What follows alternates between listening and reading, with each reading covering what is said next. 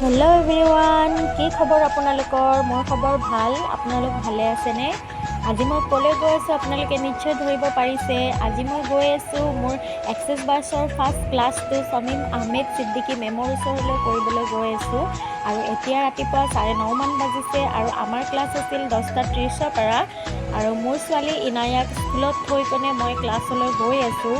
আৰু আজিৰ ক্লাছটো যিহেতু মোৰ প্ৰথম, সেইটো কাৰণে মোৰ মনটো বহুত ভাল লাগি আছে আৰু ক্লাছটো কৰি বহুত ভাল।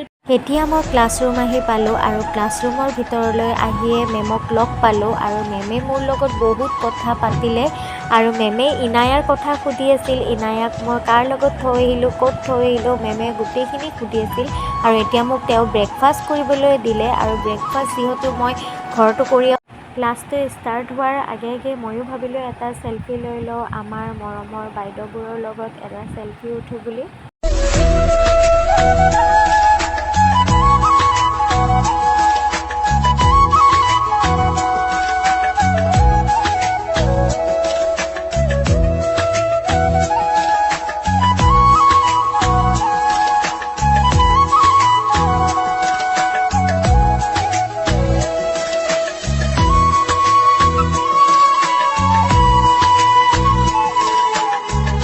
আজি আমাৰ লগত ক্লাছ কৰিবলৈ হিমাশ্ৰীও আহিল আৰু মেমে সকলোকে নিজৰ নিজৰ ষ্টৰি ক'বলৈ দিলে আৰু হিমাশ্ৰীও নিজৰ ষ্টৰি কৈ আছে। দেখিছেই নহয় ইমান ধুনীয়াকৈ তাই হাঁহি হাঁহি নিজৰ ষ্টৰিবোৰ কৈ আছে সকলোৰে আগত। আৰু সঁচাকৈ তাইৰ কথা শুনি যে বহুত বেছি ভাল লাগিছে আৰু তাই ইমান ধুনীয়াকৈ কথাবোৰ কৈ আজি তাইক লগ পাই বহুত ভাল লাগিছে। আৰু আমাৰ লগত গোটেই দিনটো ইমান ধুনীয়াকৈ ক্লাছটো পাৰ কৰিলে, তাৰ বাবে বহুত ভাল লাগিছে আজি।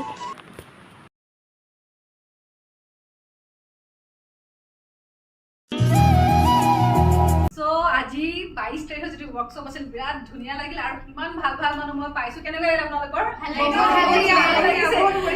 আৰু চবতকে ডাঙৰ কথা, ইয়াত প্ৰত্যেকটো ফিল্ডৰ মানুহ আছে। ছ'চিয়েল ৱৰ্কাৰ আছে, প্ৰফেচাৰ আছে আৰু বিজনেছমেন আছে, পলিটিচিয়ান আছে, হাউচ ৱাইফ আছে, ফটোগ্ৰাফাৰ আছে, প্ৰত্যেকটো ফিল্ডৰ মানুহ, এডভকেট আছে।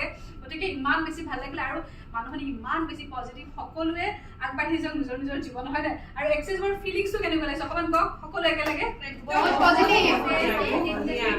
আমাৰ নিগেটিভ ভাইবছবোৰ পাই গুচিয়ে গ'ল আৰু মানে কি হৈছে এবাৰ চবকে দেখাই দিয়া।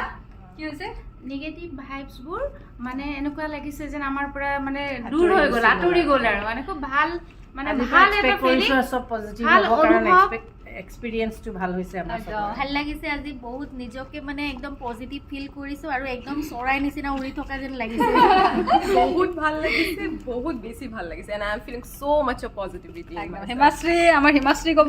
বহুত ভাল লাগিছে, মই অলৰেডি লৈছোঁ এক্সেছ বাৰ্ছ আৰু আজি নতুনকৈ শিকিছোঁ, সেইটো কাৰণে ভাল লাগিছে। লগতে এইটো এটা মাইণ্ড থেৰাপি হয় আৰু ল'লে মানে পুৰা এক্টিভেট হৈ যায় গোটেই চক্ৰ, গতিকে মোৰ বহুত ভাল লাগিছে। এণ্ড থেংক ইউ ছ' মাছ, আপুনি ইমান ধুনীয়াকৈ শিকাই দিছে। ধন্যবাদ, জীৱনৰ এক মানে স্মৰণীয় অভিজ্ঞতা, এটা নতুন দিন বুলি কৈছোঁ আজি, এটা জীৱনৰ নতুন দিন।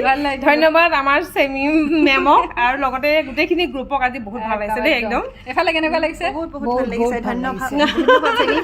দূৰৰ পৰা লৈ এখেতক লৈ লোৱা। কেনেকুৱা লাগিছে? বহুত ভাল লাগিছে। ঠিক আছে, চ' আমি আকৌ লগ পাম নে কি কোৱা? আমি এনেকৈ লগ পাই আপোনালোকে চাই থাকিব দেই। আৰু এটা কথা ইফালে আহাচোন ইফালে, মই কিবা এটা কথা কওঁ। মই আজি এই ভিডিঅ'টোত মই এটা কথা কওঁ, আজি যিমানখিনি মানুহ আছে, আজি 22 তাৰিখে ক্লাছটো কৰিলে, আফটাৰ 1 মান্থ বা 2 মান্থ মই এখেতসকলক আকৌ আপোনালোকৰ মাজলৈ লৈ আহিম, এখেতসকলৰ ছাকচেছ ষ্টৰি ক'ব নে কি কয়? ছাকচেছ ষ্টৰি ক'ব, গতিকে তেতিয়ালৈকে ৱেইট কৰক। Thank U. এক্সেছ বাৰৰ প্ৰথম ক্লাছটো শেষ হোৱাৰ এমাহৰ পাছতে মেমে মোক তেওঁৰ ঘৰলৈ মাতি পঠিয়াইছিল আৰু মোৰ নিজৰ ছাকচেছ ষ্টৰি ক'বলৈ তেওঁ এটা পডকাষ্ট কৰিবলৈ মোক মাতিছিলে। আৰু আপোনালোক সকলোৱে নিশ্চয় গম পায় যে এই পডকাষ্টটো কিহৰ ওপৰত কৰা হৈছিলে।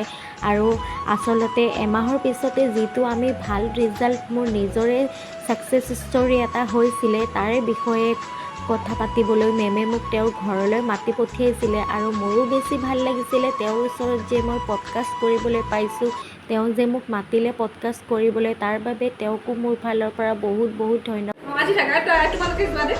তাই তুমি থাকিবানে? এঞ্জেল বাটত আপোনাৰ